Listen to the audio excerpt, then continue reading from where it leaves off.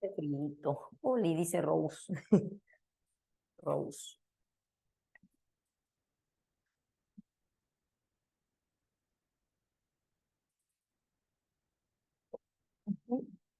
A ver, chicos, hoy día vamos a hablar acerca de la filosofía en el Perú, la primera parte. Creo que está en 2 semanas nada más. Sí, la verdad. Me imagino que sí. Lo han dividido en dos. Ay, no, vamos a... Mm, práctico, no puedo pensar.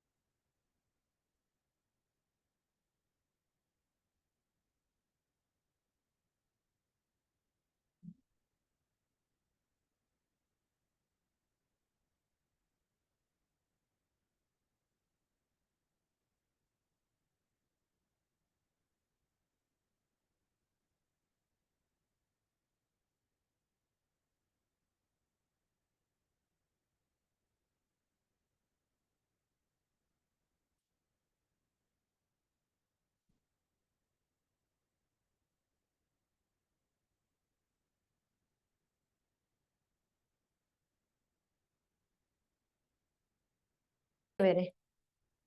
Son dos nomás, ¿no, Moisés? Son 2 semanas. A ver, entonces, filosofía. Hoy día es 28 del 8 del 2023. A ver, vamos a ver esto, ¿cómo lo hacemos? Ah, es un espacio. Vamos a dividir entonces a la mitad.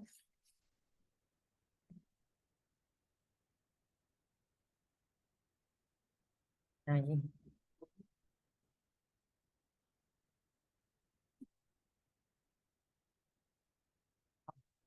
¿Han oído hablar, chicos, acerca del filósofo peruano Augusto Salazar Bondi? ¿Has oído hablar de él? Augusto Salazar Bondi. ¿Conoces o no conoces? Oh, su hermano era literato, ¿no? Pero Augusto. Por el apellido sabemos que pertenecía a una familia importante de Lima, ¿no?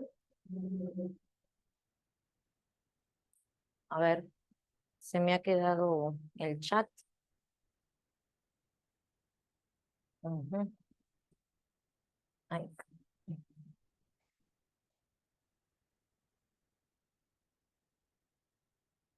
Ah, ahora sí, ahí está. Ahí me han dado su foto. Muy bien. Sí, ese es Salazar Bondi. Salazar Bondi lo que hace con la filosofía peruana es, de cierta forma, esquematizarla, estructurarla, ¿no? Nos habla acerca de la filosofía en el Perú.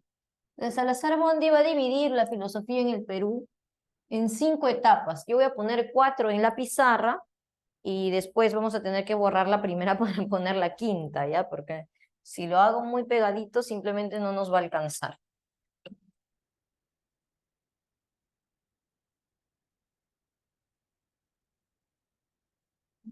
Por acá.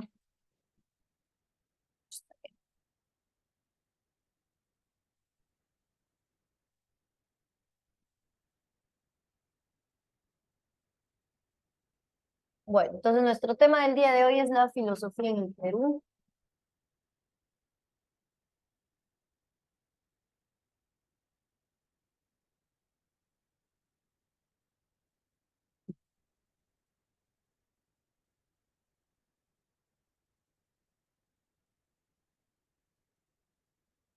Filosofía,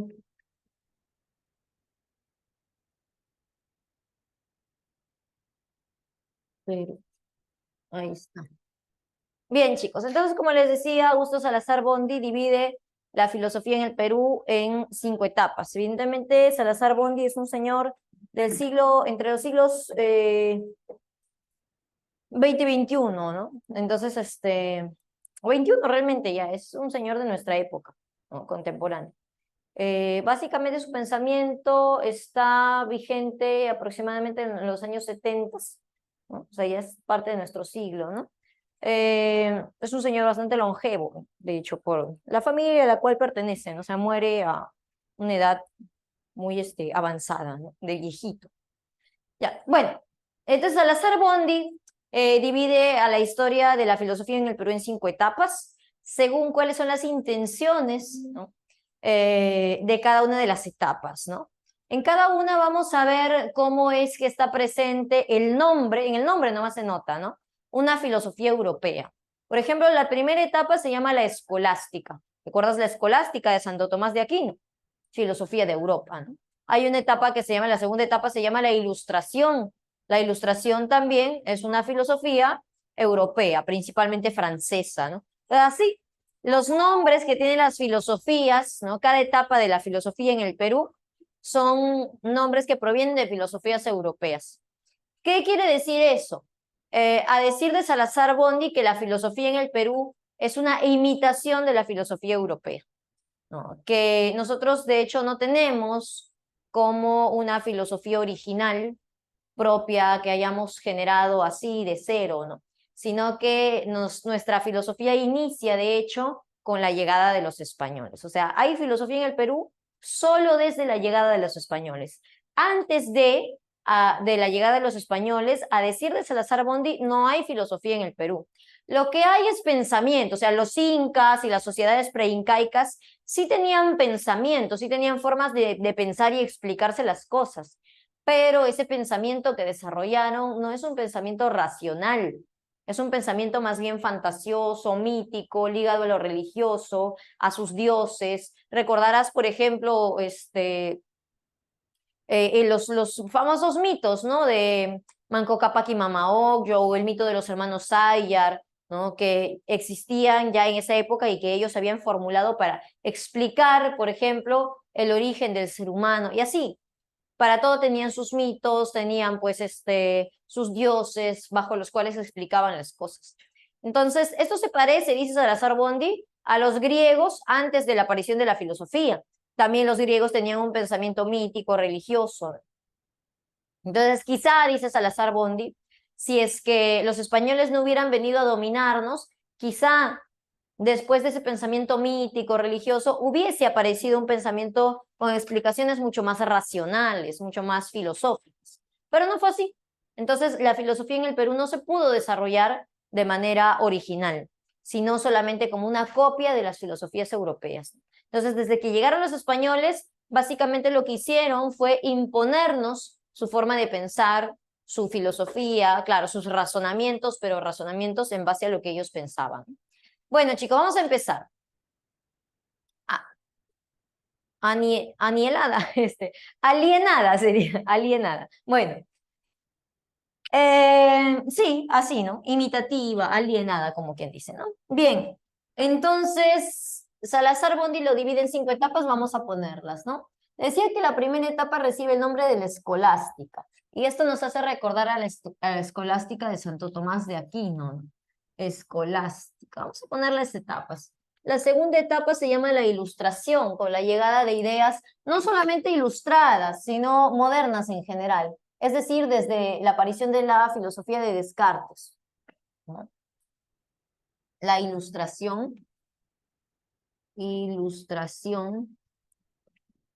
la llegada de las ideas modernas al Perú. La tercera etapa va a ser la etapa denominada el romanticismo. El romanticismo.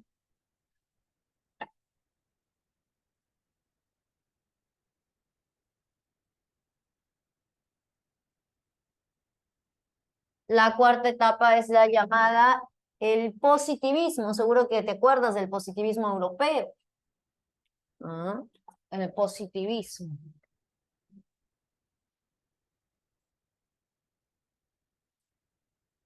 Listo. Y la quinta se va a llamar el espiritualismo, que ya en un momento lo vamos a poner. Bien, vamos a ver qué se discute en cada una de estas etapas. La primera etapa, con la llegada de los españoles, decíamos, la filosofía realmente la van a generar ellos, los españoles. No es una filosofía que desarrollen pues los pobladores indígenas americanos, ¿no? Entonces, ¿por qué se le llama filosofía del Perú? ¿No? ¿Por qué se considera dentro de la filosofía del Perú si es desarrollada por españoles? Porque es desarrollada por españoles, pero tocando un tema muy propio, muy nuestro, ¿no? Van a reflexionar acerca del indígena, del poblador americano. Entonces, básicamente lo que van a reflexionar acerca del indígena es si este es humano o no. ¿Y por qué reflexionan acerca de si el indígena es humano o no? Porque lo que pasa es que el español tiene una intención, y eso es lo que vamos a destacar en cada una de las etapas de la filosofía, la intención de la filosofía. La intención es justificar el dominio español. Ellos quieren justificar que ellos deben ser los dominantes acá, que deben invadirnos y dominarnos y hacer todo lo que hicieron.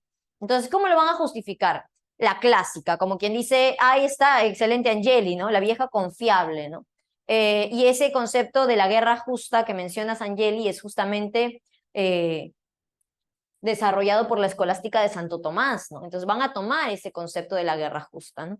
Pero en general decíamos, en realidad eso de la guerra justa o ese tipo de argumentos para dominar a otro, siempre han existido y existen hasta la actualidad. Siempre que una nación poderosa quiere dominar a otra, pues va a presentar a esa otra como inferior, como incivilizada, como atrasada, como una nación que no respeta los derechos humanos, etcétera, ¿no?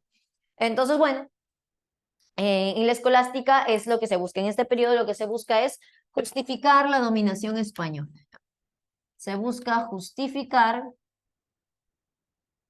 la dominación española. Española. Voy a apretarlo un poco más para que alcance, si no se va a ver raro.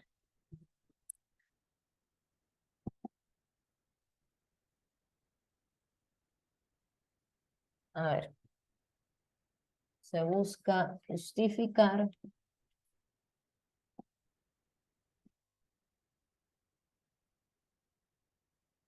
la dominación española.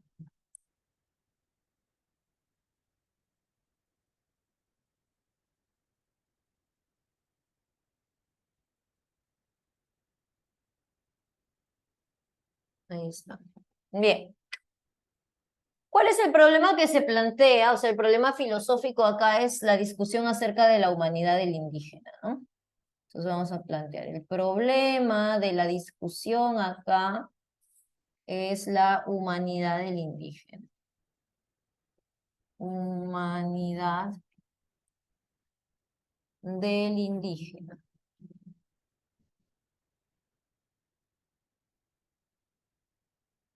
Se discute eso, ¿no? Bueno, entonces hace rato ya hacíamos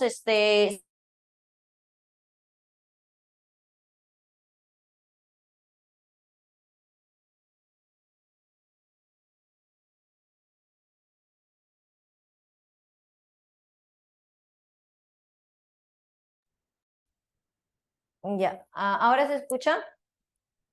Nada. Hola, ¿se escucha? ¿Se escucha o no se escucha? Ah, sí se escucha. Ah, ya, un ratito. Sí, profesor, escucho normal. Ah, ya. En algún momento se dejó de escuchar. Ay, ¿qué hice? ¿Por qué malogro? Ya apagué, ya está. No, por favor. Estoy en modo ahorro. ¿Por qué estás en modo ahorro? No los veo. Ay, ya, ahora sí los veo. Ando malogrando. Ya, ahora estoy haciendo mi curso de especialización en computadoras. Ya aprendí a manejar la cámara, ahora estoy aprendiendo a manejar la computadora. Ya, bueno. Ajá. Interesante el texto que envía a Moisés.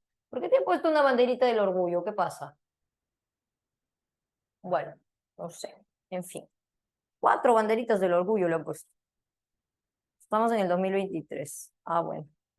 En fin, ya. Ya, bueno, chicos. ¿Qué te estaba diciendo? Ah, ya. El principal representante de la escolástica en Europa es el cura Santo Tomás de Aquino, ¿no? Ahora, Santo Tomás de Aquino tenía influencia de qué filósofo griego, ¿te acuerdas?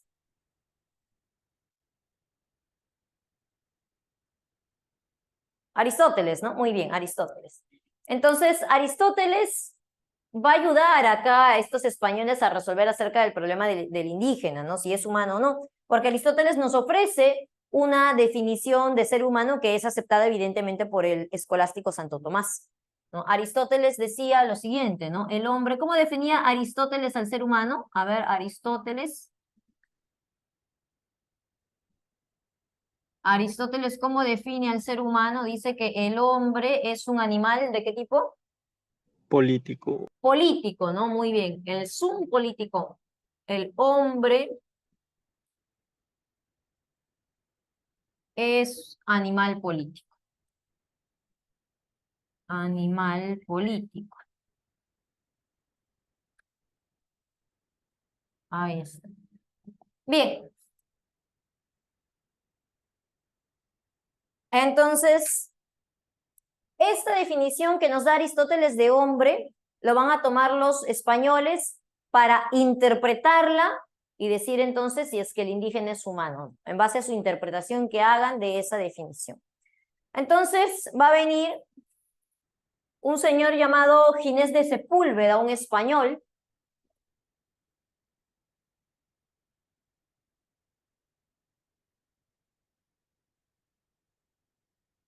Y Ginés de Sepúlveda, él nunca pisa las tierras americanas, él no viene acá. Él siempre habla desde allá, desde España. Entonces, acá está Ginés de Sepúlveda. O Juan Ginés de Sepúlveda. De Sepúlveda.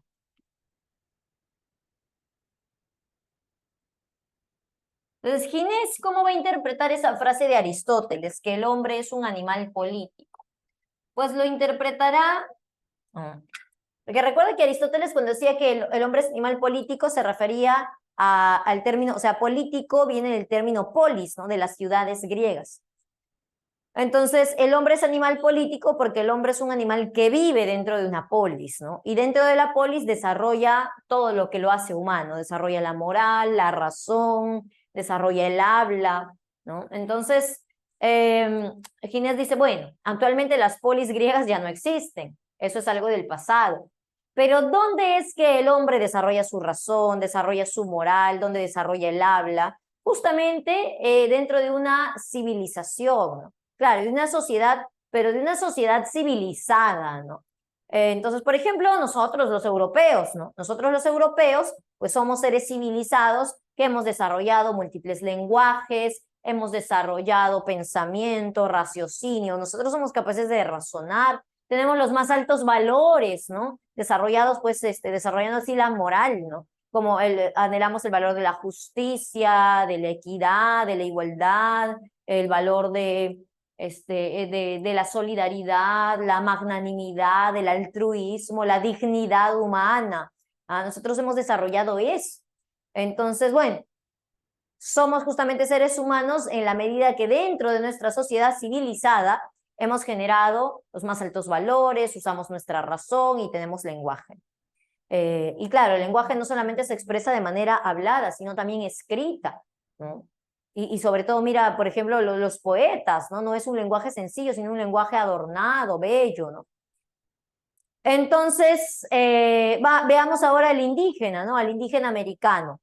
Claro, como te decía, Ginés nunca viene acá, ¿no? Pero Ginés basa su opinión en lo que escucha, o mejor dicho, lo que lee por parte de los cronistas, ¿no? Que ellos que sí pisaron América y pues escribieron acerca de lo que veían.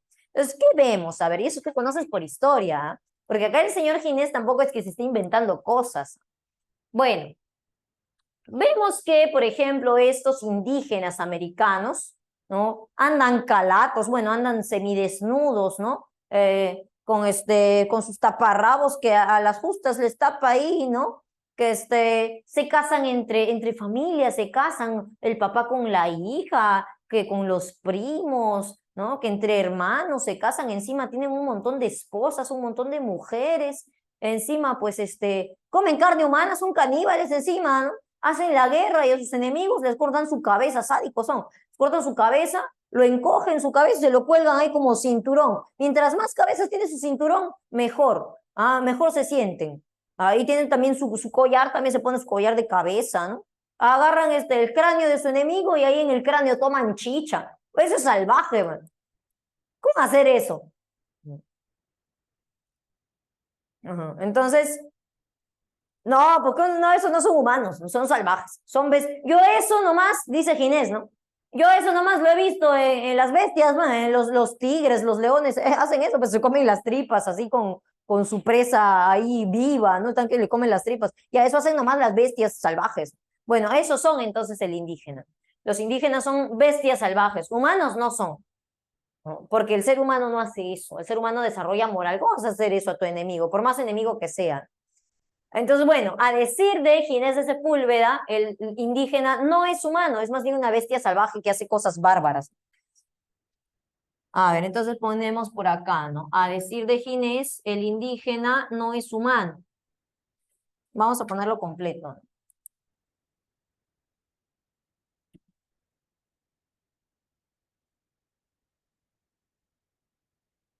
El indígena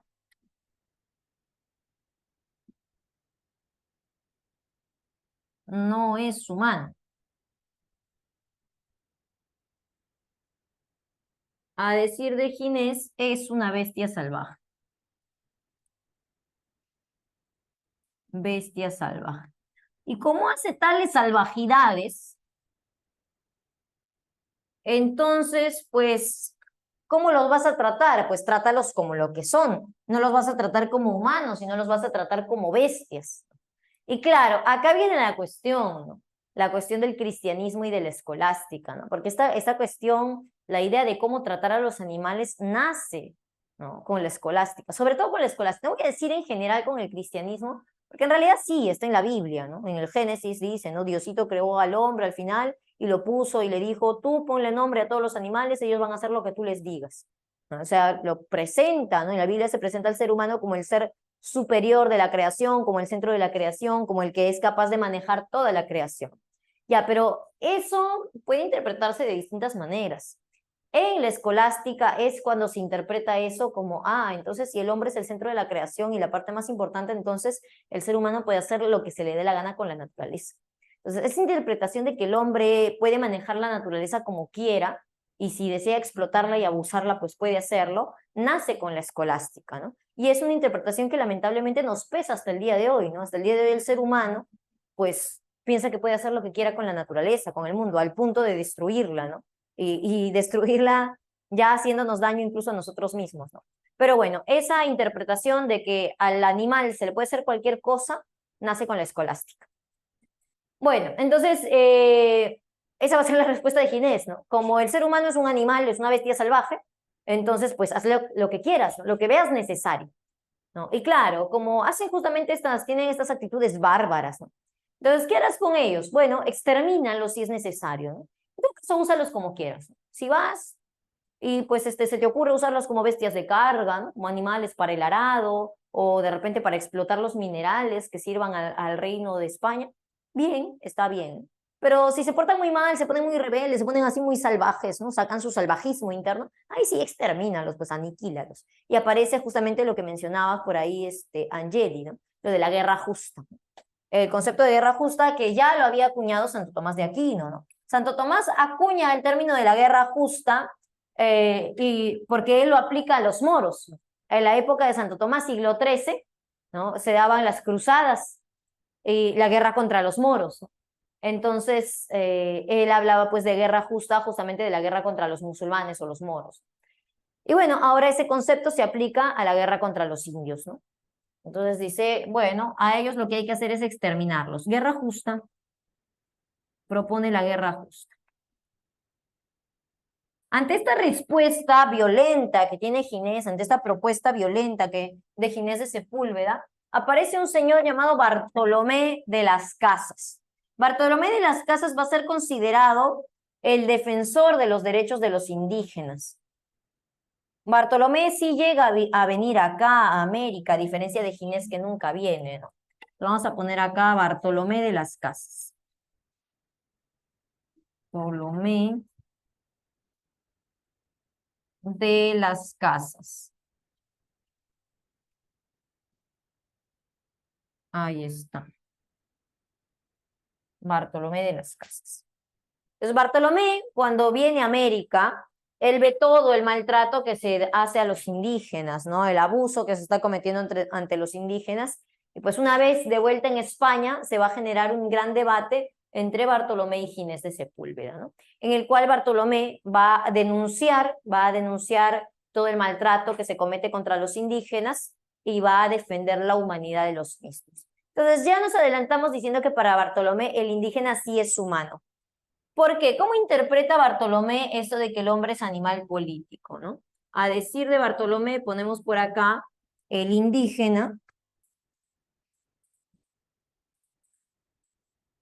sí es humano, sí es humano.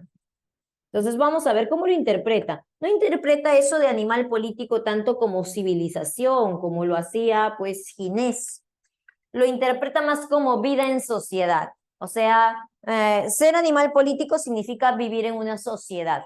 Y una sociedad que es más que ser civilizada, avanzada, con valores altos, como decía Ginés, no. Sociedad significa tener una organización social, significa tener un sistema económico, significa tener un líder, significa que haya estratos sociales. Eso es una sociedad. Entonces, si vamos y vemos, como lo he visto, dice pues Bartolomé, los incas sí tenían una sociedad antes de la llegada de los españoles. Tenían pues formas de trabajo, ¿no? ¿Te acuerdas la mita, la minca, la mina, la mita, ¿no? No, perdón, la mita, la minca y el aini, ¿no? El aini, también tenían una jerarquía social, el inca como supremo jefe, ¿no? Con su panaca, pero también hay después otros estratos sociales, los sacerdotes mismos, ¿no? Entonces sí tienen una estructura social, si tienen un manejo económico, si tienen un sistema económico bajo el cual pues se rigen. Entonces, evidentemente son una sociedad y por tanto, como viven en sociedad, son humanos.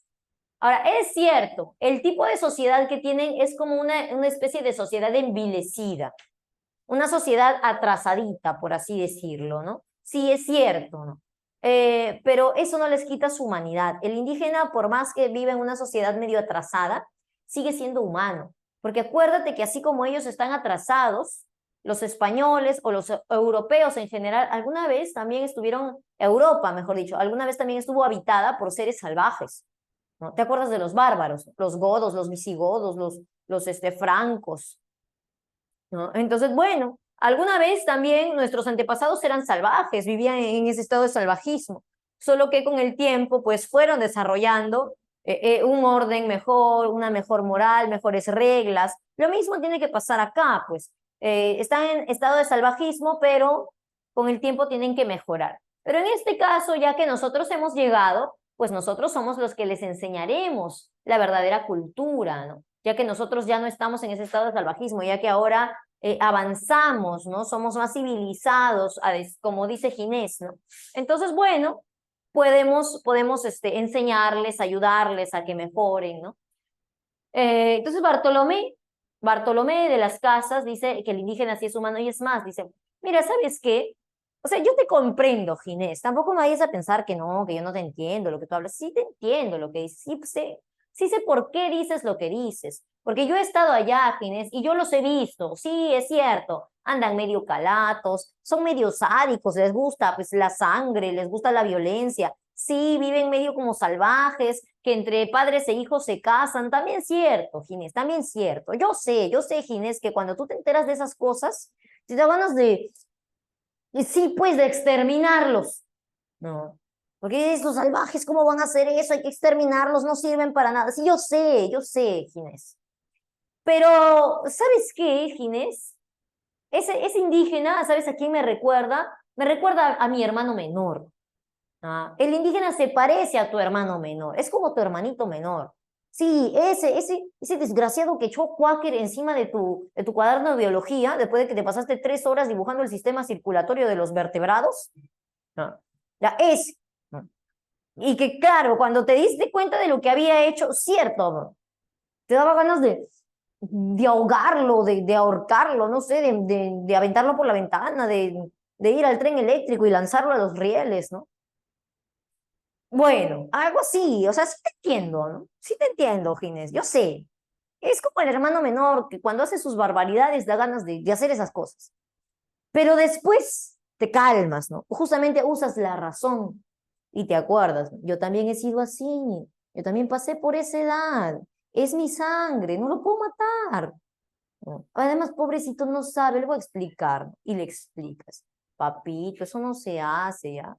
Este es mi cuaderno. Tú tienes tu cuaderno. Este es mi cuaderno. Eso no se hace ya. ¿Entendiste? No se hace ya. Bueno,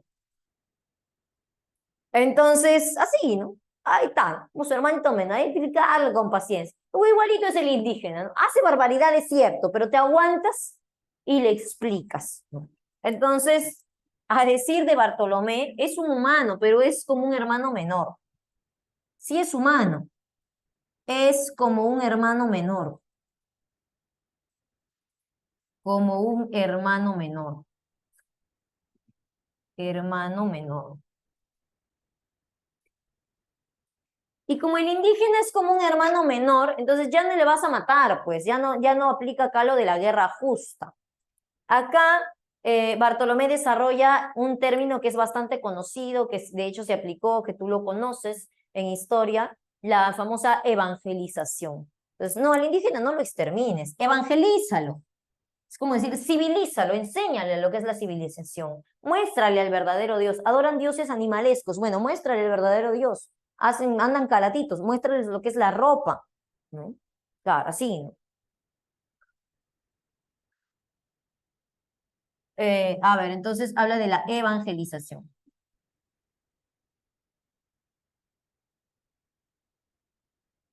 Por ahí dicen más fácil es matarlo. Sí, es más fácil, pero no seas, pues.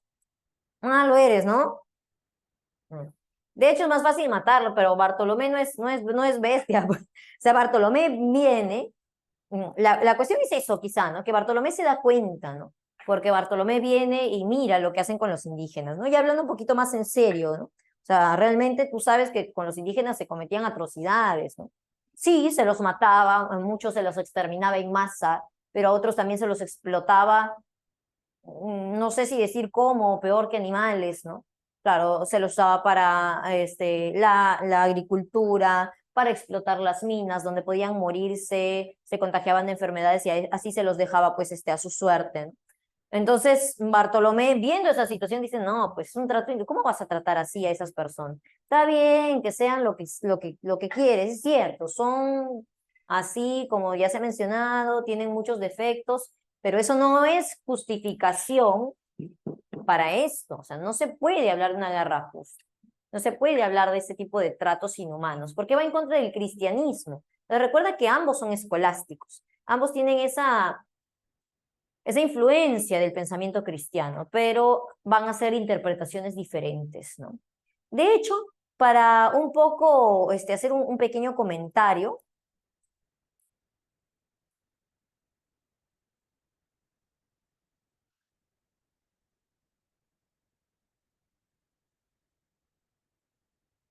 no, se odia, ya, no entendía bien la primera parte.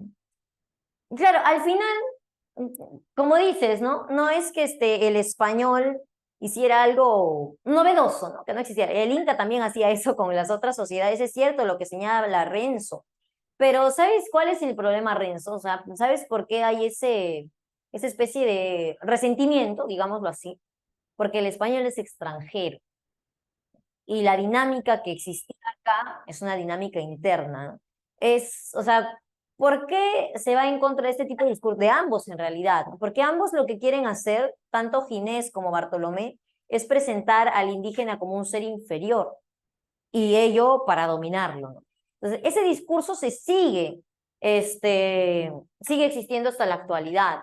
Muchas naciones, por ejemplo, Estados Unidos, muchas veces desea intervenir militarmente en países, por ejemplo, latinoamericanos o africanos, en pro de la democracia. O sea, no, me preocupa mucho la democracia, voy a defender la democracia, por eso voy a invadir ese país y le voy a bombardear ese país, porque solos no pueden arreglar sus problemas. O sea, presentarlo así, ¿no? Como es un país que solito no puede resolver sus problemas, entonces necesitan de alguien más civilizado que vaya y los arregle por ellos. Entonces, es lo que está presentando el español. Los dos realmente están presentando al indígena como un ser inferior. De cierta forma, Bartolomé es un poco más humano, pero ambos en realidad justifican la presencia del español, ya sea presentando al indígena como bestia salvaje o presentándolo como un hermano menor, ambos justifican la presencia y el dominio del español. O sea, ninguno va a decir, bueno, son una sociedad, son seres humanos, son una sociedad independiente libre, nosotros no tenemos nada que hacer ahí, nosotros tenemos nuestro país, déjenlos que resuelvan sus problemas, nosotros nos vamos. No, pues, ninguno va a decir eso, porque la intención, ¿cuál era? Justificar la dominación española, el dominio español. Entonces, para ahí vamos. O sea, la filosofía se va a desarrollar, el pensamiento se va a desarrollar en función a cuál es su interés, cuál es su intención. Justificar que vengan los españoles, dominen y que hagan todo lo que hicieron, ¿no? O sea, llevarse el oro, llevarse nuestros recursos. Y eso al final de la evangelización es simplemente un, como quien dice, un floro, ¿no? Para lo que realmente hicieron, ¿no? Porque finalmente ya evangelización propone Bartolomé, ¿no? Bartolomé lo decía en serio, pero finalmente, ¿qué se termina haciendo, no? Se forman las famosas reducciones donde se pone pues a los indígenas de una manera totalmente desorganizada, o al menos que no obedecía a la organización que ellos solían tener antes de la llegada de los españoles, ¿no? Donde los reúnen, bueno, reúnanse todos, esa agua bendita, ya están bautizados, ya son hijos de Dios, ya está. Esa es su evangelización. Ahora a trabajar. Y todo seguía igual. Entonces, al final, como que en nombre se aplicó la evangelización, pero en la realidad se aplicó más esto. Se aplicaron ciertas formas, ¿no? de una explotación bien terrible, ¿no? Entonces, el comentario que yo te quería hacer, si bien ambos son escolásticos, Bartolomé, se nota en Bartolomé la influencia de otro pensador. Por ejemplo, él, Ginés de Sepúlveda, es dominico, como Santo Tomás, ¿no? Santo Tomás es dominico, ¿no? Es un cura dominico.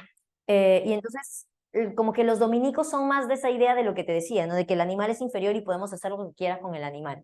Está el ser humano por acá y el animal es inferior. Otra congregación religiosa muy famosa en la antigüedad, o sea, que nace también en la antigüedad. La más antigua es la de los dominicos, la primera en existir.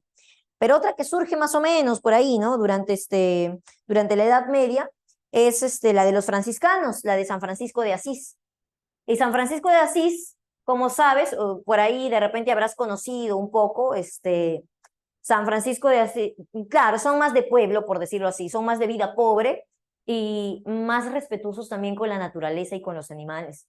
Algo curioso es que San Francisco de Asís llamaba hermano menor a los animales. Entonces, Bartolomé tiene influencia más de los franciscanos. Por ahí va la cuestión. No sé si lo mencionamos cuando estábamos hablando de la escolástica. Justamente los franciscanos eran más cercanos a los musulmanes que a la misma iglesia, ¿no? Finalmente nunca se separaron de la iglesia, hasta el día de hoy siguen siendo una congregación parte de la iglesia, ¿no? Pero su forma de pensar y su forma de vida era más cercana a la forma de los musulmanes, ¿no? Su pensamiento, por ejemplo, estaba bastante más influenciado, más que por Santo Tomás, estaba más influenciado por el señor Averroes, que era un musulmán. Averroes era el traductor oficial de Aristóteles para los musulmanes. Bueno, entonces estaba influenciado por él. Los jesuitas aparecen después, más o menos en el Renacimiento, aparecen los jesuitas, con el señor, ¿cómo se llama este señor? Ya me olvidé. Ahorita me acuerdo. Me olvidé. Si tú te acuerdas, avisas, ¿no? Sí, tiene un nombre. San Ignacio de Loyola. San Ignacio de Loyola. Padre de los jesuitas. Bueno, bastante interesante también la filosofía, el pensamiento de San Ignacio. Bueno, ya está. Entonces, básicamente de ambas maneras ellos van a justificar el dominio español, ¿no? Entonces se da la formulación del virreinato, como sabes, muchos años de virreinato, justificando eso justamente con el discurso de cualquiera de los dos. Bien, pero sabes que también ya estando los españoles acá, estando establecido el virreinato, pues los españoles mismos van a empezar a tener sus hijos, ¿no? Ya sea entre ellos, entre españoles, o ya sea también con la casta, pues, de los indígenas, los caciques, o incluso con negros, ¿no? Recuerda que llegan los esclavos, desde África llegan los esclavos negros, y pues muchos españoles también van a empezar a tener hijos mayormente con sus esclavas negras, ¿no? O sea, el varón español, el hombre español, con su esclava negra, ¿no? Entonces, bueno, aparecen los famosos mestizos, ¿no? Los famosos criollos. Los criollos en general se llama hijo de español. Así sea de dos españoles o de un solo español, hijo de español. Entonces aparecen los criollos, ¿no? Y el problema con los criollos es que no tienen los mismos derechos que los españoles, ¿no? O sea, tienen sangre española, pero no son considerados españoles. Así sean hijos de dos españoles, ¿ah? Así sean hijos de dos españoles, igual no son considerados españoles. ¿Por qué no son considerados españoles? Porque básicamente no han nacido en España, han nacido acá. Entonces, por eso empiezan a tener menos derechos, no pueden reclamar en España, por ejemplo, títulos, propiedades, ¿no? Cargos públicos, ¿no? Por ejemplo, un caso muy conocido es el del Inca Garcilaso de la Vega, ¿no? Él es mestizo, hijo de español con indígena. Entonces, el Inca Garcilaso de la Vega llega hasta España, ¿no? Ahí creo que se muere, reclamando, no me acuerdo bien, pero la cosa es que reclamaba lo que según él se merecía, ¿no? Y bueno, finalmente pues no le dan nada. Bueno, era la situación de los criollos. Los criollos pues querían ciertos beneficios que tenían los españoles, como hijos de españoles, pero no les daban esos beneficios, no podían acceder a cargos públicos, etcétera, ¿no?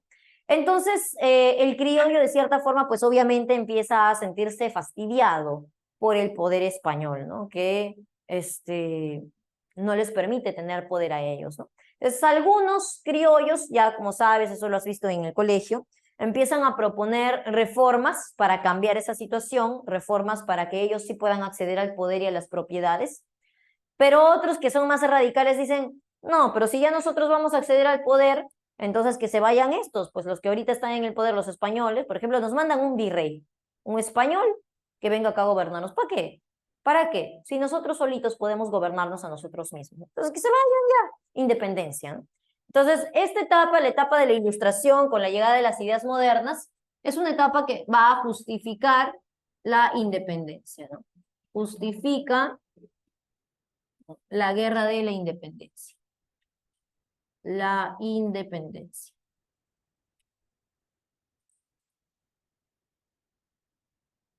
En base a las ideas modernas, ¿no? Entonces acá el problema a discutir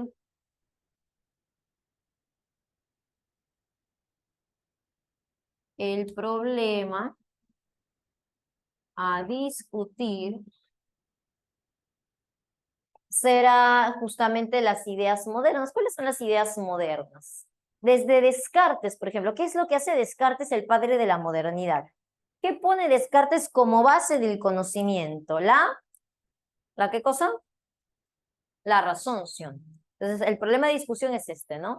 ¿Qué tan racionales y libres son los pobladores americanos? Claro. Entonces, el problema ya no es acerca de si el indígena es humano o no, sino si el poblador americano, pero claro, cuando los criollos discuten acerca de poblador americano, no hablan del indígena realmente, ¿no? Hablan de ellos mismos, ¿no? De ellos como criollos, ¿no? Como clase privilegiada. Entonces, la discusión es acerca de la racionalidad y libertad. Racionalidad y libertad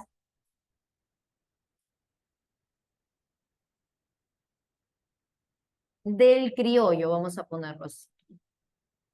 Criollo. Es lo que les interesa realmente, ¿no? Bueno, entonces acá vamos a tener algunos representantes, ¿no? Básicamente la discusión va por ahí, ¿no? Por determinar si el criollo es igual racional que el europeo, merece igual libertad que el europeo. Y la conclusión va a ser que evidentemente sí, ¿no? Que nosotros también somos seres racionales, merecemos libertad, entonces ya pues debemos gobernarnos nosotros mismos. Por ejemplo, uno bastante conocido, un representante acá bastante conocido, es el señor que escribe la famosa carta a los españoles americanos. Lo leías en el colegio, ¿te acuerdas? El señor, a ver, vamos a ponerlo completo. Juan Pablo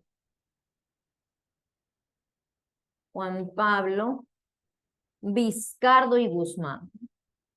Vizcardo y Guzmán. Ay, no alcanza hoy. Voy a ponerlo otra vez. Uy.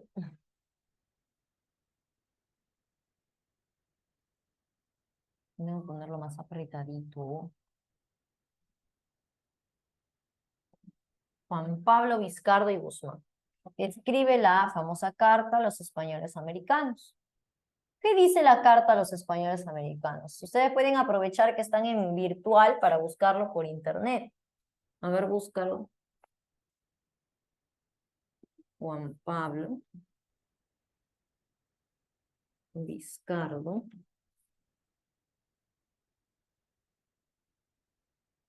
y Guzmán.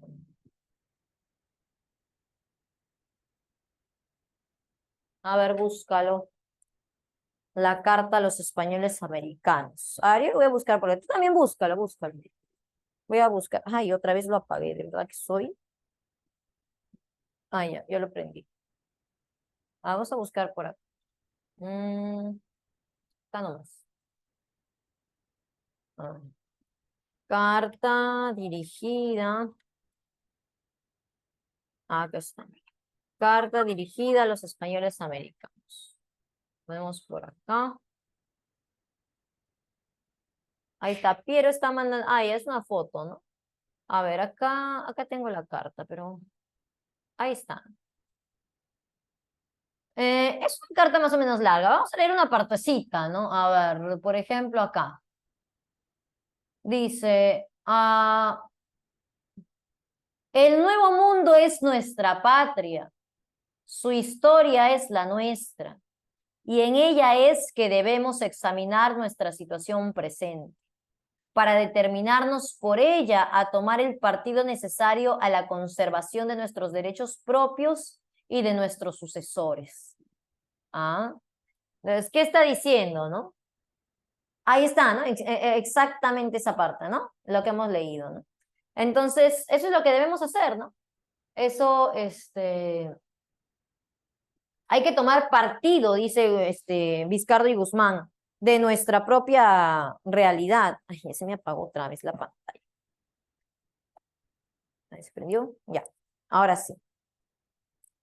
Claro, ¿no? Les está invitando a conseguir su independencia, cierto, ¿no? Porque está diciendo, oye, este mundo, o sea, con nuevo mundo se refiere a América, ¿no? El nuevo mundo es tu patria. ¿Tú dónde has nacido? En España no. Tú has nacido en América. Tú no eres español.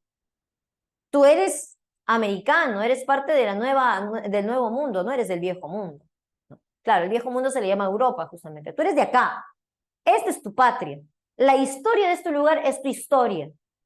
Entonces, ¿quién conoce mejor este lugar que tú? ¿Quién podría manejarlo mejor que tú? ¿Quién podría tomar mejores decisiones sobre estas tierras que tú mismo?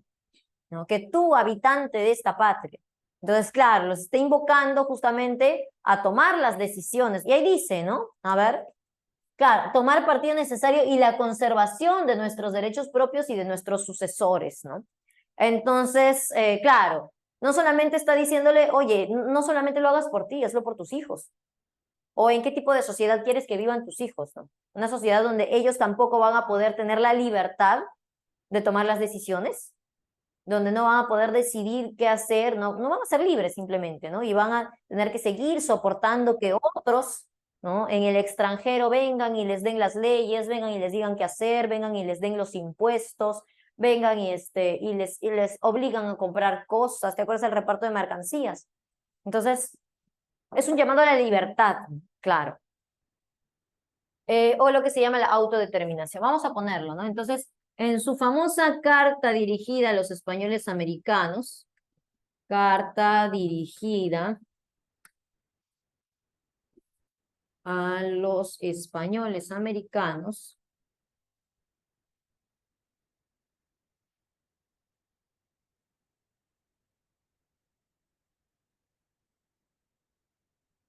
Vizcardo y Guzmán invita a las personas a la autodeterminación,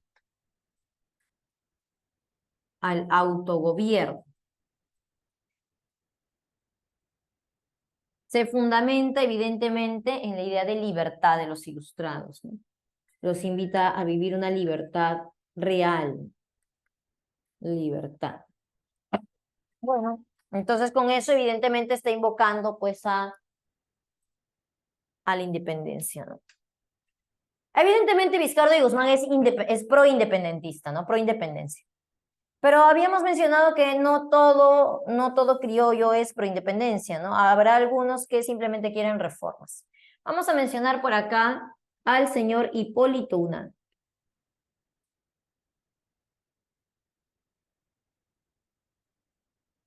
¿Por qué mencionamos a Hipólito Unanue como un reformista?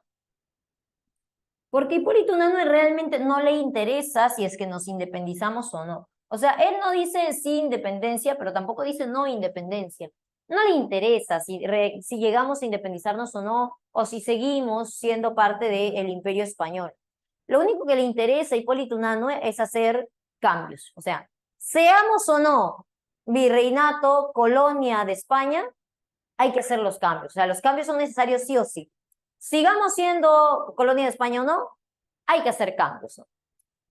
Entonces, ¿qué cambios propone? Cambios de modernización. Hipólito Unanue es una persona de cierta forma adelantada a su época, quiere modernizar el Perú, ¿no? O lo que se llama en ese momento virreinato del Perú. Entonces, Hipólito, ¿por qué tiene ciertas ideas, bueno, bastante modernas, ¿no? Él las aprende porque está suscrito a revistas europeas, o sea, desde Europa le llegan directo revistas a su casita, ¿no? Y ahí él las lee y aprende, ¿no? Y claro, Hipólito estudió, está graduado como médico, es un médico peruano, ¿no?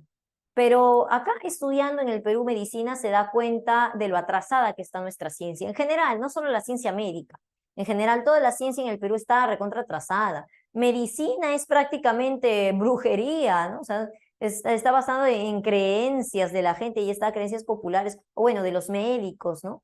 Y listo, ¿no? Entonces, como que no hay, ¿no? No hay una verdadera, pues, ciencia en el Perú. Y él compara, ¿no? O sea, él compara las ideas escolásticas que se siguen predicando en nuestra nación dentro de las universidades principalmente. Por ejemplo, San Marcos en esa época, ¿qué se enseña? Se enseña teología, filosofía, que es prácticamente lo mismo que teología, derecho, pero derecho canónico, artes, literatura, ¿no? Esas cosas que pues para nada sirven, digamos, para el desarrollo social, ¿no? Solamente pues te pueden nutrir internamente, ¿no? Pero no tienen una finalidad práctica, si quieres, una función práctica. Y lo que necesitamos para modernizar el país es eso, pues, ¿no? Carreras científicas con una función práctica, ¿no? Entonces, Hipólito se plantea eso, ¿no? Hipólito se plantea modernizar el Perú en base a las ideas modernas que tiene, ¿no? Que las aprende de Europa. Para lograrlo, como decíamos, ¿no? Más que buscar hacer una revolución, él va a lo práctico, a lo más rápido. ¿Qué es lo más rápido? A ver, ¿quiénes tienen el poder ahorita? Los virreyes. Pues me voy a acercar a los virreyes, les voy a hablar acerca de mis ideas, a ver, a que me financien. Entonces, poco a poco, Hipólito va buscando acercarse a los virreyes, ¿no? Al poder, hacerse amigo de los virreyes. Y lo logra. El virrey de su época es el señor Fernando de Abascal, ¿no? El que está vigente en ese momento, ¿no? Entonces busca, ¿no? Al señor Fernando de Abascal, le comenta acerca de sus proyectos, de sus ideas, ¿no? De modernizar el Perú. Y bueno, le llega a convencer. Hipólito es una persona bastante preparada, bastante ilustrada, es un ilustrado por excelencia, ¿no? Porque le gusta esas ideas ilustradas. Y entonces convence al señor Fernando de Abascal, al virrey, para pues financiar sus proyectos, ¿no? Entonces le da un presupuesto y con ese presupuesto Hipólito lo primero que hace es crear una facultad de medicina que sea científica, ¿no? Que pueda, donde se prediquen las ideas modernas, los últimos avances modernos de Europa, ¿no? Crea tu facultad, la Facultad de San Fernando, ¿no? Y claro, y le pone ese nombre justamente en honor al virrey que le dio la platita, ¿no? El virrey Fernando. Bueno, entonces es lo que él quiere, ¿no? Crea la Facultad de San Fernando y a partir de ahí, para generar sus proyectos, Hipólito pues siempre va a seguir así, de la mano de los virreyes, ¿no? Nunca se va a separar, se va a convertir en su hombre de confianza. De tal manera que cuando pues ya entra San Martín, porque tú sabes que esto sigue avanzando, ¿no? Los revolucionarios por su parte pues siguen avanzando, ¿no? Y entra San Martín a Lima, ¿no? La llegada de San Martín, y San Martín se reúne pues con la Serna, que es el último virrey, ¿no? Y ya pues San Martín le dice, oye, la Serna ya, pues ya perdiste, man. Mira cómo está, Lima está rodeada de las montoneras. ¿Qué quieres, que te maten? ¿Quieres exacerbar la ira de la gente? Mira, yo te recomiendo, zafa nomás, anda para provincia y guárdate un rato. Yo me quedo cuidando Lima. Ah, tranquilo, conmigo van a estar bien, en mis manos yo los mantengo controlados. Ah, sí, no, San Martín, qué gracioso. Si yo me voy, ¿tú crees que soy sano? No, yo sé que si yo me voy, tú vas a declarar la independencia. Qué graciosito, ¿no? No, ¿cómo crees que voy a declarar la independencia? Ni que he venido para eso. No sé, no confío.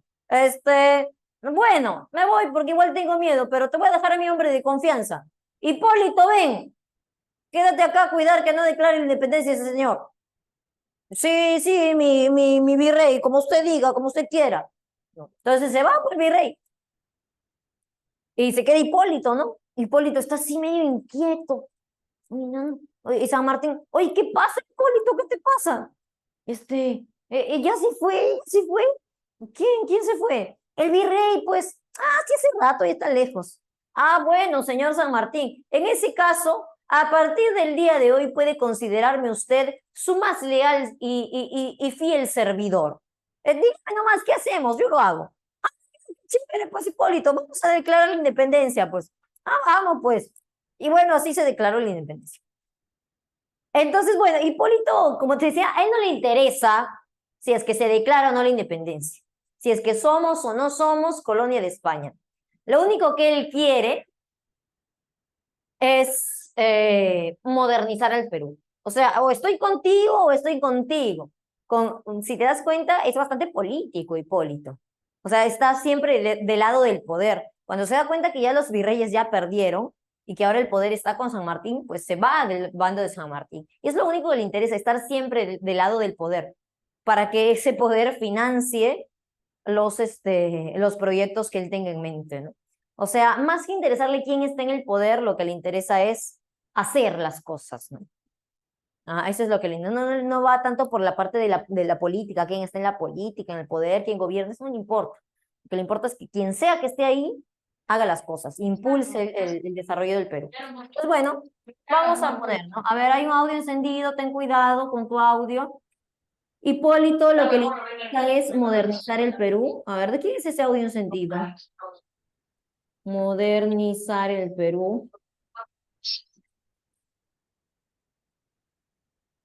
A ver, de Mare. ¿No? ¿Mari? ¿Qué? ¿Eric? ¿F? ¿De quién es el audio? Vamos a ver. ¿Quién es Eric? A ver. Eric Daniel. Eric Daniel Navarro. Vamos a apagarlo. A ver. ¿Dónde está? Aquí está la flechita. Integrantes. ¿Qué? A ver. Cierto. Ya lo silenciamos. Ahora sí. Listo.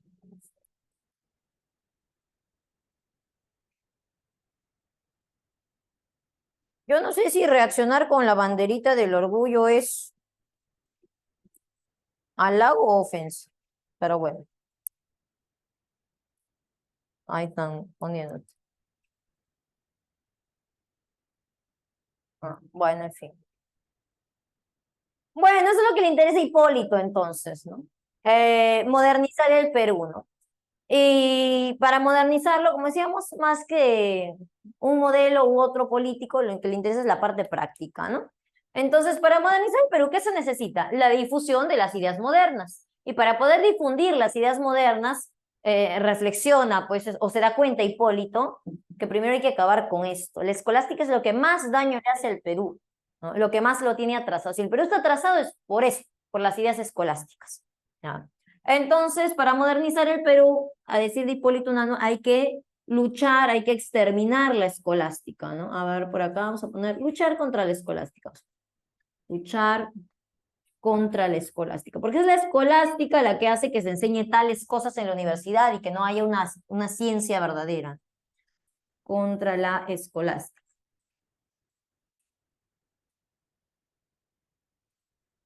También es la escolástica, analiza Hipólito Unanue, la que tiene al indígena sometido, ¿no? La que le ha enseñado al indígena a ser sumiso, a estar siempre con la cabeza baja, a no rebelarse, ¿no? Entonces, digamos, Hipólito Unanue, después, ¿no? de la llegada de los españoles, es el criollo que va a volver a tocar el tema de los indígenas, ¿no? Y va a decir que, bueno, la situación del indígena, que de hecho es el poblador mayoritario dentro del virreinato, no es una situación natural, el indígena no es inferior por naturaleza, como planteaban ellos, por ejemplo, ¿no? Lo planteaban como una inferioridad natural.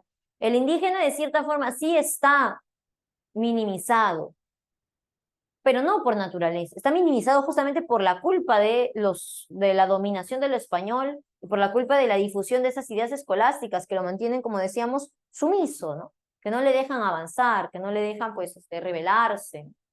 Entonces, él ya menciona que la condición del indígena no es algo natural. La condición del indígena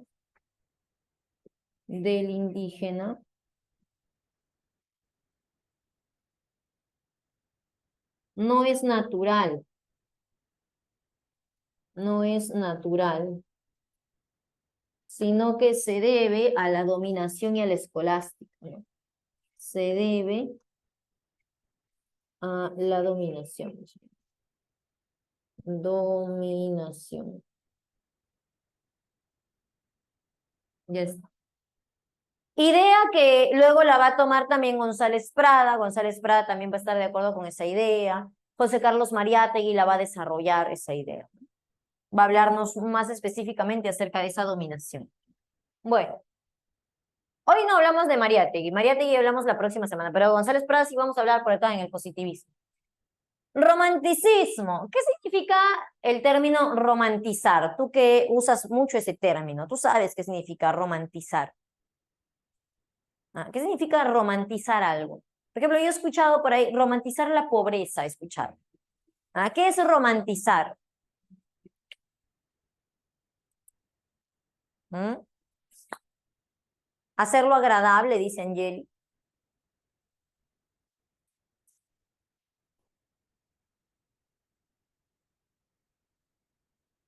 Hacerlo ver como algo normal o como algo bonito. Claro, no solo es normalizar, no es, o sea, no se limita a normalizar, sino que va más allá. No solo lo normaliza, sino lo presenta como algo bonito, como dicen por ahí. Claro, como algo bonito, como algo que se puede querer o añorar, como algo que se puede disfrutar, ¿no? Claro. Eso que dicen, ¿no? No romanticen la pobreza, ¿no? Cuando hay chicas que dicen, ay, sí, amorcito, nos vamos de la casa, no importa, vivimos en un cuartito, todo así, hasta el perno, con un colchón tirado en el piso, con nuestra jarrita eléctrica y con eso somos, ¿no? Bueno, eso, ¿no? Y decir, sí, qué romántico, lo importante es estar juntos, ¿no? Bueno, eso, ¿no? Romantizar la pobreza. Romantizar y presentarlo como bonito, como algo idealizado, algo así, ¿no? Claro, como ignorar los problemas, dejar de lado los problemas y ver solamente el lado positivo, y ese lado positivo ensalzarlo, ¿no? Bueno, entonces, ¿qué sucede durante el romanticismo? Pues lo mismo, se ensalza, se romantiza, pero obviamente no la pobreza, se romantiza el pasado colonial. ¿Tú sabes qué pasa con los criollos una vez que alcanzan la independencia, no? Hoy romantizan la obesidad, dice Renzo. Sí, tienes razón, Renzo. También. Pero bueno, ya. ¿Qué pasó con los criollos una vez que lograron la independencia? ¿Te acuerdas? ¿Qué pasó ahí en esa parte nomás? Hay un periodo que se llama caudillismo, me acuerdo, en la que básicamente todos los que lucharon por la independencia, todos los líderes militares empiezan a pelearse por el poder, ¿no? Entonces, como que cuando logran la independencia, los criollos están como los peces de Nemo cuando logran liberarse y están en bolsitas ahí en el mar. ¿Te acuerdas? Están así, pues están, ¿y ahora qué? No saben ni qué hacer. O sea, ya lograste la independencia y ahora, claro, no saben qué hacer realmente, no saben cómo gobernar porque nunca lo han hecho, porque nunca han tenido un cargo, ¿no? Porque nunca se han dedicado a eso. Entonces, hay cierto sector, ¿no? Que, como decíamos, ¿no? Había un sector que se mantenía fiel a la corona, los fidelistas, que no querían separarse, solo querían reformas, ¿no? Pero seguir siendo parte de España. Entonces, justamente ese sector empieza a decir, ay, ya ven, ahí está, pues, tanto querían independencia, ¿y ahora qué? ¿Ahora qué van a hacer? Nosotros le dijimos, no hagas independencia, quédate como España, las cosas deberían seguir siendo iguales, y empiezan a acordarse, no añoran. Sí, cuando éramos parte de España, todo era lindo, todo era ordenado, mira ahora cómo es un caos. Un presidente por día, no se paran peleando, le hace golpe de Estado. Cuando estaba España todo era ordenado, ¿no? Cuando éramos la colonia de España, todo era ordenado, había leyes ya establecidas, un orden ya establecido, todo bonito, todo hermoso. Además, Lima era la ciudad de los reyes, ¿no? Donde todos se paseaban elegantes. Ahora ve todo destruido, Lima, porque has hecho tu guerra, pues porque has querido. Entonces, como que cierto sector, llamado el sector conservador, justamente porque quiere conservar las ideas escolásticas y toda la organización española, ¿no? Empieza pues a añorar ese pasado colonial, y por eso se llama romanticismo, ¿no? Por esas personas que añoran el pasado colonial. Vamos a ponerlo acá, ¿no? Entonces, acá existe una añoranza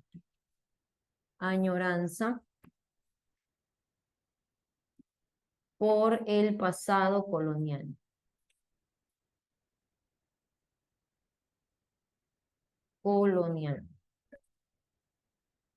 Ahí está. Bien, ¿qué problema se establece acá? Justamente que no saben qué hacer, no saben cómo organizar políticamente el Perú. Porque ya, ahora sí ya podemos hablar del Perú como nación, ¿no? Ya tenemos Perú. Entonces no saben qué hacer del Perú, ¿no? Si lo hacen una monarquía, si lo hacen una república, ¿qué hacer, no? Entonces el problema acá es la discusión acerca de la forma de gobierno. El problema será la discusión acerca de la forma de gobierno. La forma de gobierno. Ahí está. Y van a aparecer dos bandos. Por ahí mencionábamos justamente a los conservadores, que son los que dicen antes estábamos bien, no debíamos independizarnos, ¿no? Los que son más, como su nombre lo dice, conservadores, por tanto conservan las ideas anteriores, son más escolásticos de pensamiento, ¿no? Entonces por acá ponemos a los conservadores.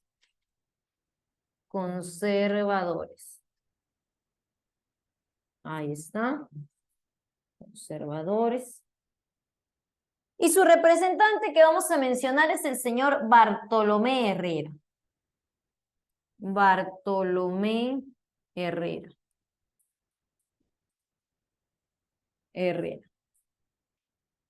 Bartolomé Herrera es el director del Real Convictorio de San Carlos. Tú puedes buscarlo en internet, ¿no? Aprovechando que tú tienes ahí la compu, pues busca, ¿no? El Real Convictorio de San Carlos. Lo vas a ver, ¿no? Aparecen pues sus fotitos antiguas en blanco y negro, pero está ahí el Real Convictorio, ¿no? Pues básicamente te darás cuenta qué es el Real Convictorio. A ver, búscalo, ¿ya lo buscaste? Ahí está, Moisés está mostrando. A ver, ¿tú lo reconoces? A los chicos que están en Lima, sobre todo. ¿Reconoces ese lugar? Me suena, dice. Eso es lo que actualmente es la casona de San Marcos, claro. Donde está el parque universitario, que si te das cuenta en esa foto no existe el parque universitario, ¿no? Entonces después se va a crear justamente el parque universitario, ¿no? Pero bueno, ahí está, ¿no? Ese es el Real Convictorio de San Carlos, lo que hoy es la casona de San Marcos. En un momento también funcionó ahí San Marcos mismo, ¿no? Bueno, entonces el Real Convictorio va a ser el centro, como sabes, una escuela mayor, y es el centro de difusión de las ideas conservadoras, donde el director es Bartolomé, ¿no? Entonces Bartolomé como conservador va a difundir ideas de que debe seguir. Claro, hoy tenemos ya ahí la imagen de lo que es la casona con el parque universitario, ahí sí está el parque, ¿no? Si te das cuenta es igualito, O sea, arquitectónicamente se mantiene igual. Es una construcción antiquísima. Mira desde cuándo existe, ¿no? Y se mantiene igualito. Y por dentro también, tú vas y por dentro también se mantiene. Por ahí los pisos le han renovado porque sabes que el piso se vence, ¿no? Pero hay laditos donde está el piso, digamos, le han dejado un espacio para que se vea el piso original, el piso, la pared original. Chévere. Cuando puedas, anda a la casona de San Marcos. Bueno, entonces Bartolomé va a difundir las ideas conservadoras, ¿no? En la cual él predica, pues, que deben gobernar básicamente no cualquier persona, sino personas preparadas, como en España, ¿no? Como los reyes, ¿no? La monarquía en qué se sustenta. La monarquía en qué se sustenta, igualito, qué chévere, ¿no? De verdad. Bueno, la monarquía en qué se sustenta, ¿no? ¿Te acuerdas? Los monarcas, los reyes, ¿en qué sustentan su poder? A ver, vamos, ya concéntrate, te estoy haciendo una pregunta. Los monarcas normalmente, ¿en qué basan su poder? ¿Qué dicen? Claro, en el poder divino, ¿sí, no? Ellos dicen, yo tengo poder, yo soy el monarca, yo soy el rey, porque a mí me eligió Diosito. Así hablan, que a él el poder les dio Diosito. Y bueno, él tiene esas creencias, él cree en eso, por eso digo, él es conservador de ideas escolásticas, ¿no? El gobernador es, claro, un representante de Dios, es quien Diosito lo mandó para gobernar. Entonces deben gobernar esas personas, quienes han nacido para gobernar, no cualquiera, ¿no? Y en realidad esa idea, que es una idea escolástica, tiene su fundamento antes, ¿no? ¿Te acuerdas lo que pensaban tanto Platón como Aristóteles, ¿no? Claro, ambos pensaban que debía gobernar la aristocracia, el gobierno de los sabios, ¿no?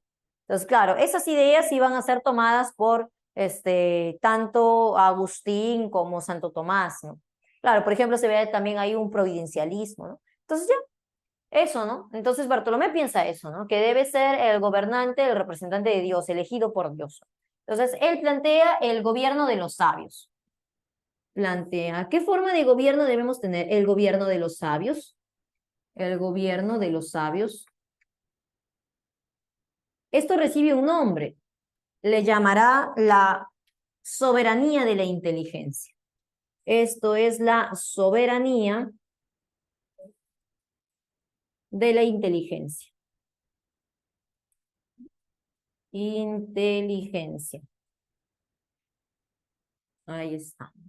Soberanía de la inteligencia. Gobierno de los sabios. Y como decíamos, esta propuesta es cercana a lo que nosotros conocemos como una monarquía. Monarquía. Entonces, él propone seguir con una monarquía, que haya un rey, ¿no? Incluso recordemos que San Martín quería eso, ¿no? San Martín quería una monarquía constitucional, ¿no? Y se fueron justamente, y mandaron una misión hasta Europa para buscar un rey, ¿no? Bajo la misma idea, pues, de que el rey debe ser una persona iluminada, elegida por Dios. Por tanto, no podía ser alguien de acá, pues, tiene que ser un europeo. Y nadie quiso, ¿no? Nadie quiso venir. Entonces no consiguieron su monarca, fracasó, después ya llega Bolívar, y Bolívar es más de otras ideas, ¿no? Justamente de las ideas que presentamos por acá, de los liberales, ¿no? Liberales. Ahí está. Entonces, los liberales tienen como su representante al señor Benito Lazo. Benito Lazo.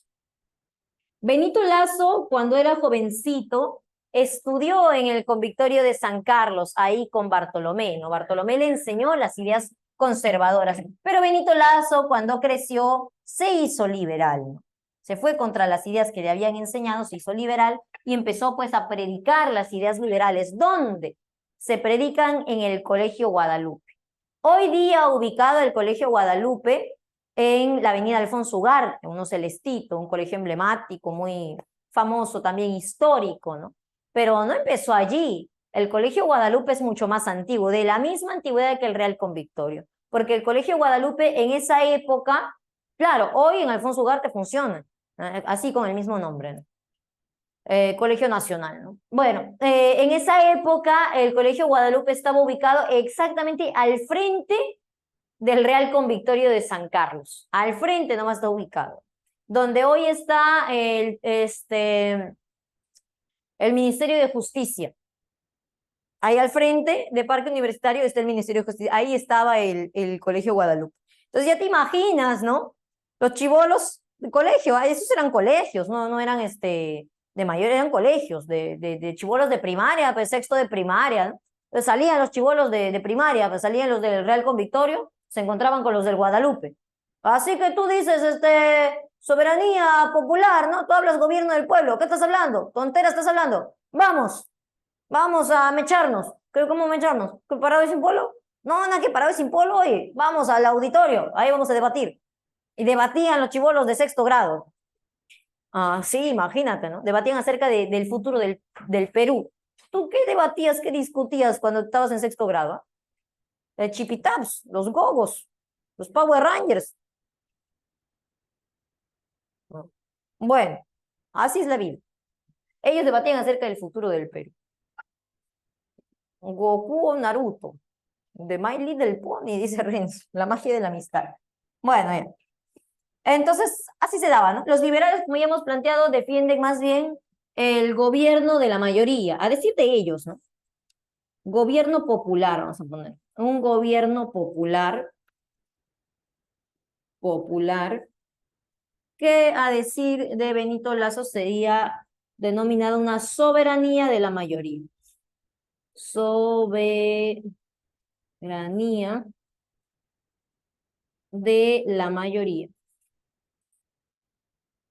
De la mayoría. Ahí está. Ahora, realmente ni popular ni mayoría, porque ¿quién es la población mayoritaria hasta ese momento en el Perú? Siguen siendo los indígenas, que es la población nativa, pues. Por más que les hayan matado, haya habido una gran baja de indígenas, siguen siendo los indígenas la población mayoritaria. Entonces, realmente no es un gobierno de la mayoría lo que proponen, ¿no? Ni del pueblo, porque el pueblo serían los indígenas, ellos son la clase alta. Lo que proponen es eso, el gobierno de ellos. O sea, lo que están proponiendo es que no gobierne solo un criollo, sino que entre todos los criollos elijan a su gobernante, ¿no? Que entre todos los criollos se pongan de acuerdo, que se considere la opinión de todos los criollos, ¿no? Entonces, a eso se refieren con su gobierno o soberanía de la mayoría, ¿no? Y eso está mucho más cercano a lo que nosotros conocemos como república, que finalmente sería la propuesta de Bolívar, ¿no? La república. La república. Ahí está. Bien, entonces así se va configurando el Perú, ¿no? Una vez que ya está la parte política resuelta, el sistema político que se va a manejar y finalmente nos quedamos con la república, y mal que bien va avanzando esa república, ¿no? Entonces, una vez que ya está establecido pues ese sistema y va avanzando tal república, la preocupación ahora va a ser cómo hacer que el Perú progrese económicamente, cómo hacer que genere un progreso económico, un progreso social, cómo hacer que el Perú avance, ya que somos nación, ya que somos un país independiente, cómo generar un avance, cómo hacerlo competitivo, por ejemplo, con el resto de naciones en el mundo, ¿no? Entonces aparecen las ideas del positivismo, ¿no? Recuerda qué quería el positivismo francés. A ver, ¿te acuerdas? El positivismo francés de Comte, ¿cuáles eran sus intenciones? ¿Qué quería? ¿Qué quería lograr el positivismo francés? Ahí está, muy bien. Una reforma social, dice Carlos, también Leslie, ¿no? Se quería lograr una reforma social.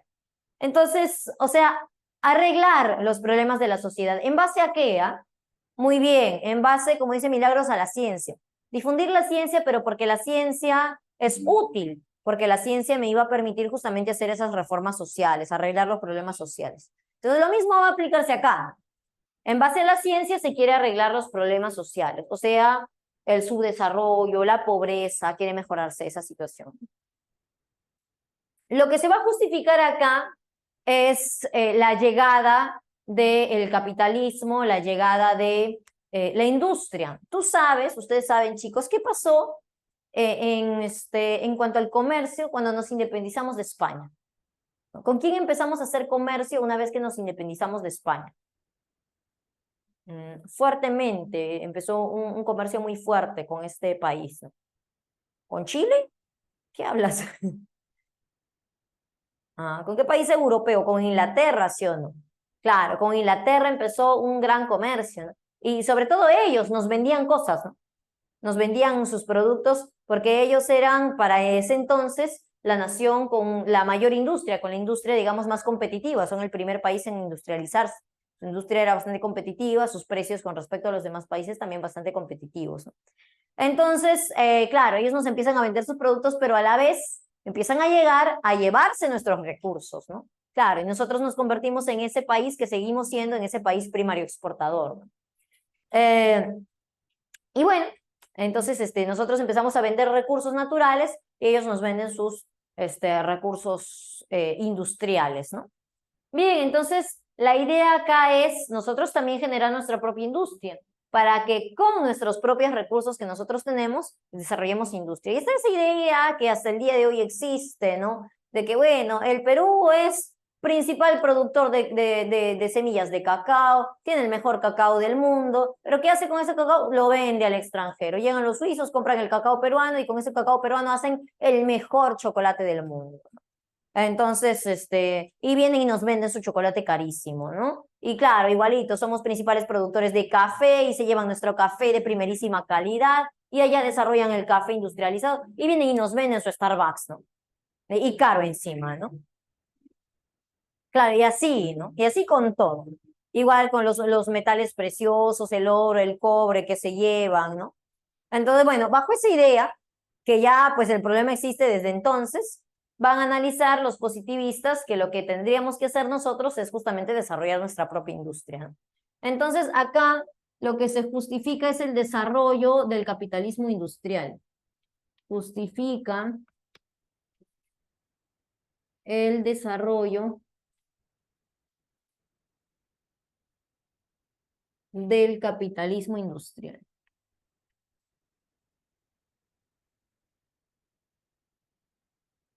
Industrial.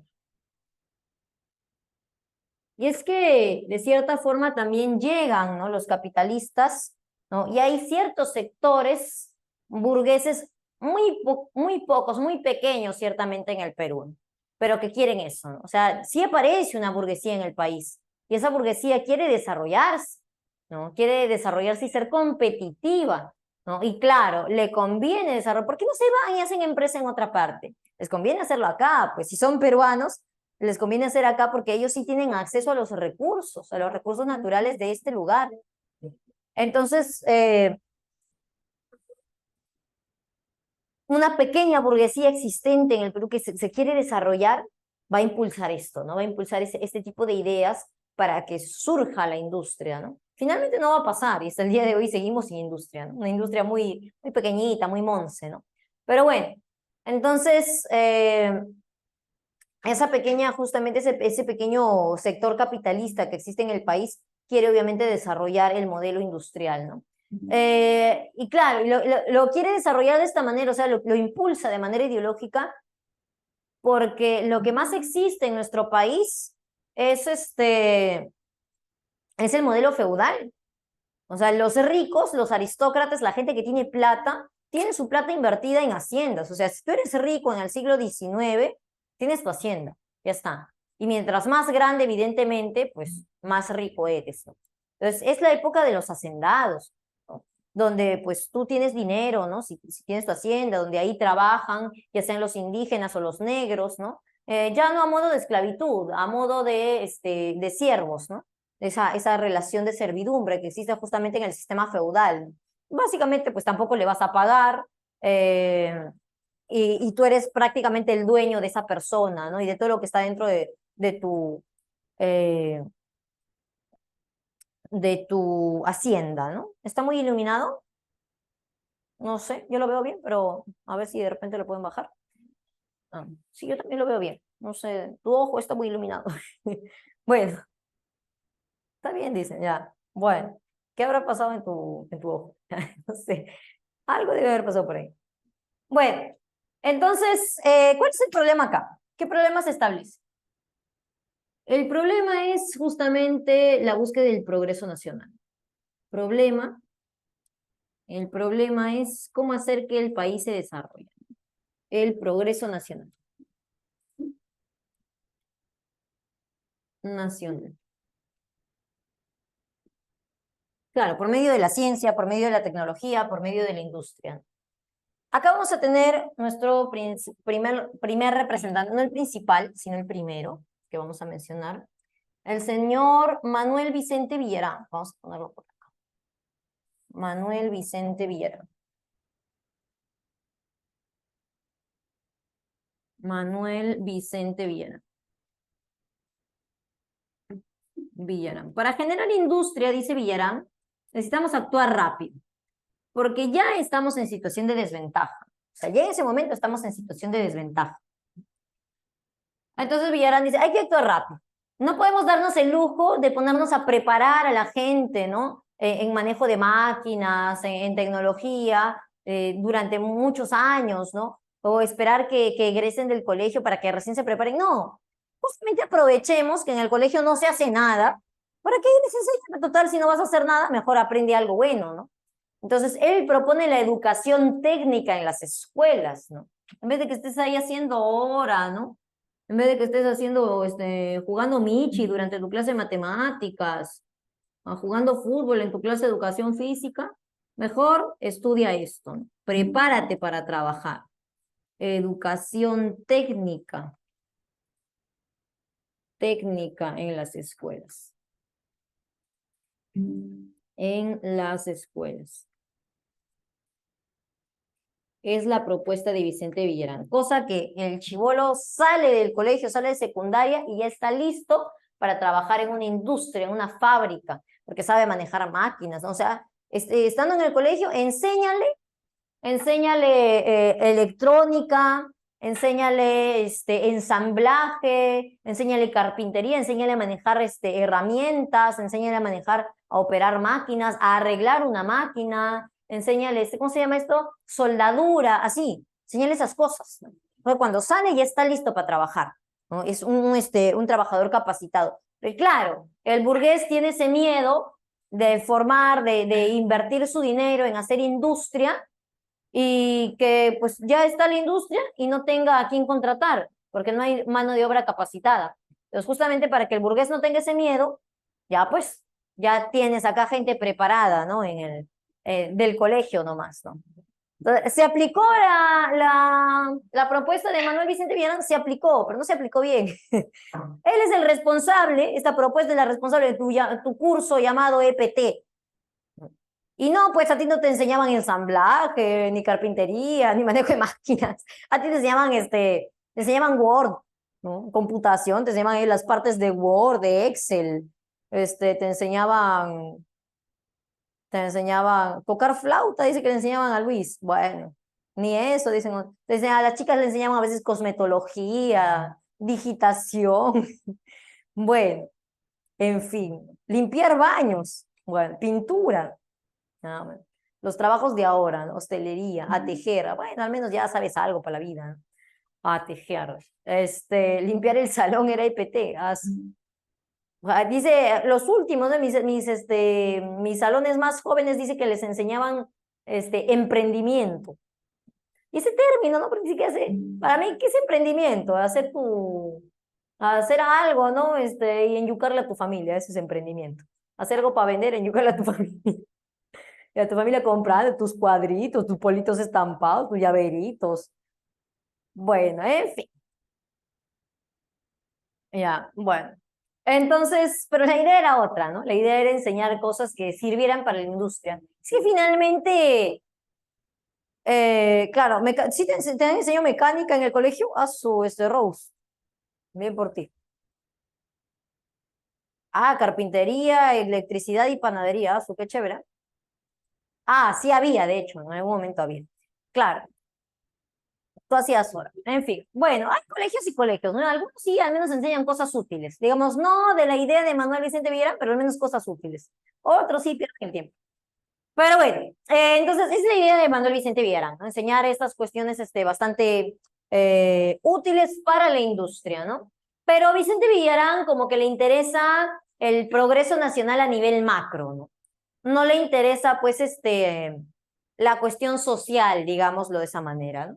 Claro, mira, señor empresario, es acá chibolos del colegio, bien preparados, saben de todo, ¿ah? Saben electricidad, mecánica, ensamblaje, soldadura. Bien preparaditos te los he dejado. De primero a quinto de secundaria solo han estudiado esas cosas, ¿no? Ahí están. Son bien preparados, ¿no? Y además son chibolos, pues. No tienen familia. Un chibolo de 15 años, 16 años. No tiene familia, no tiene gastos. ¿Cuánto le vas a pagar? Dale para su chicle y para su pasaje y está que no moleste, ¿no? Claro, entonces como que a Vicente Villarán no ve por la parte social, no le interesa eso. Es solamente a nivel macro, ¿no? Claro, es bastante favorable, tiene todas las de ganar. Acá el señor burgués, pues, que es un trabajador joven, con fuerza, con todo el entusiasmo, sin familia, sin responsabilidad, ¿qué más quiere, no? Claro, no va a decir, llegué tarde porque mi hijo se enfermó. No, nada que ver. Bueno, la idea de Vicente Villarán. Entonces, a quien sí le interesa la cuestión social es a nuestro otro representante, que él sí es el principal representante del positivismo, Manuel González Prada. A ver, por acá. Manuel González. Los dos son Manuel, sí, los dos son Manuel. González Prada.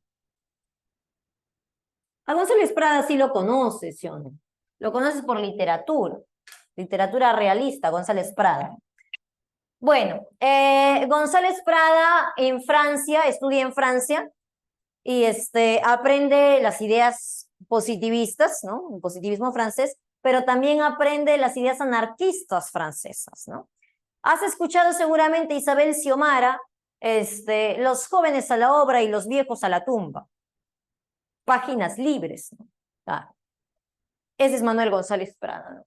Pero cuando invocaba a Manuel González Prada, los jóvenes a la obra, no se refería tanto a los jóvenes de físicos, de edad, sino a los jóvenes de espíritu, a los que tenían la voluntad de hacer las cosas, a los que querían, los que tenían mentalidad moderna y no una mentalidad atrasada escolástica. A eso se refería con los jóvenes, ¿no? Todo aquel que tuviese una mentalidad moderna, las ganas de hacer las cosas, las ganas de sacar adelante el Perú, bienvenido sea. Bueno, entonces González Prada presenta acá una especie de dilema. De hecho, González Prada también apuesta por la industria. Pero dice, a ver, ¿quién va a desarrollar la industria? Hace un rato, Vicente Villarán decía que la industria debe ser desarrollada por la clase burguesa, que aunque es muy escasa en el Perú, pero existe, ¿no? La clase burguesa, que es la clase al final aristócrata, ¿no? Los que tienen dinero. Pero diría González Prada, ¿sabes cuál es el problema con eso? De que la clase aristócrata dirija y forme la empresa, forme la industria, que la clase aristócrata acaba de demostrar hace un ratito nomás durante la guerra con Chile que no le interesa el Perú, que no es capaz de hacer nada por el Perú, que cuando las papas queman, cuando hay problemas, fugan, se van, agarran sus cositas, todo lo que tengan y lo que se pueden llevar y chao, ¿no? Sus casas las venden, sus propiedades y se van con todo lo que tienen. Por más que tuvieron plata, no dieron ni un sol para comprar armas. Y si es que lo dieron calidad de préstamo, o sea, como una inversión. Préstamo que después cobrarían, incluidos intereses, ¿no? Entonces, a él no le interesa el desarrollo del Perú como país, solo le interesa su propio desarrollo. Por tanto, ¿qué pasará si en el futuro vuelve a suceder una situación igual? Una situación de guerra o simplemente de crisis económica. ¿Qué va a hacer el señor aristócrata, el señor rico, esta vez dueño de la empresa? Pues se va con toda su empresa, se la lleva a su empresa. ¿Y qué pasa con el Perú? Se queda sin industria. Entonces, no, pues no le des la tarea de industrializar el Perú a él, porque él ha demostrado ser traicionero. ¿A quién le vas a dar entonces esa tarea? Bueno, al que sí ha demostrado durante la guerra con Chile ser el verdadero peruano, que le interesa el Perú, que ama el Perú, que sería incluso hasta capaz de dar su vida por el Perú. ¿Quién es? A decir de González Prada, el indígena, el que luchó y ganó en la campaña de la Breña, por ejemplo, ¿no? Los indígenas, con sus trajes de campesino, con sus herramientas de campesino, porque no tenían armas, con piedras, con palos, vencieron a los chilenos. Entonces, bueno, ellos son los verdaderos peruanos. Entonces, ellos deberían dirigir el proceso de industrialización, porque así vuelva a haber problemas en el futuro, ellos sabrán sacar adelante al Perú, porque ya lo hicieron una vez, lo harán otra vez. Entonces, para Manuel González Prada, son los indígenas los que deben dirigir la industria, ¿no? Los indígenas deben dirigir la industria. Pero hay un problema. Que el indígena en este momento no se encuentra capaz de dirigir la industria. Y no se encuentra capaz porque vive dominado, porque vive sojuzgado. Porque ¿dónde está el indígena ahorita? No es libre. El indígena se encuentra en este momento, justo ahora, trabajando tierras que no le pertenecen, se encuentra siendo explotado en las haciendas o en las minas, se encuentra siendo incluso asesinado por los criollos, por los ricos, claro.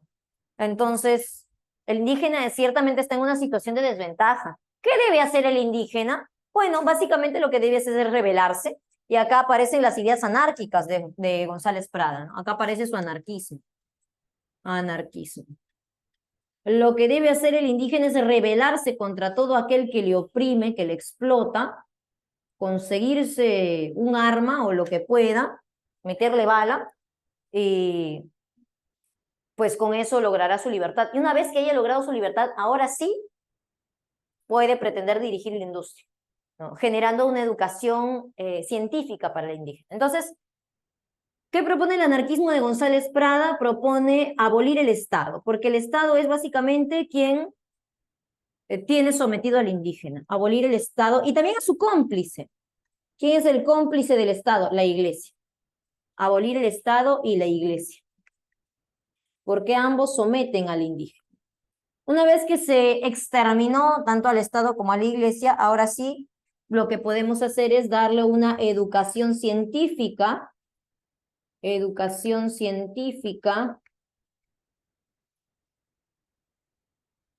al indígena, para que empiece con el proyecto de hacer industria.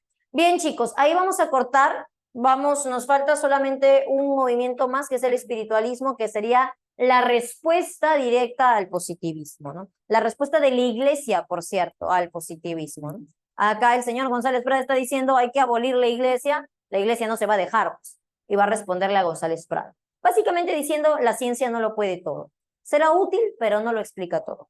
Bien, chicos, entonces ya al regreso acabamos con esa última partecita. Nos vemos, chicos, vayan a almorzar, cuídense. Profesora, muchas gracias por la clase.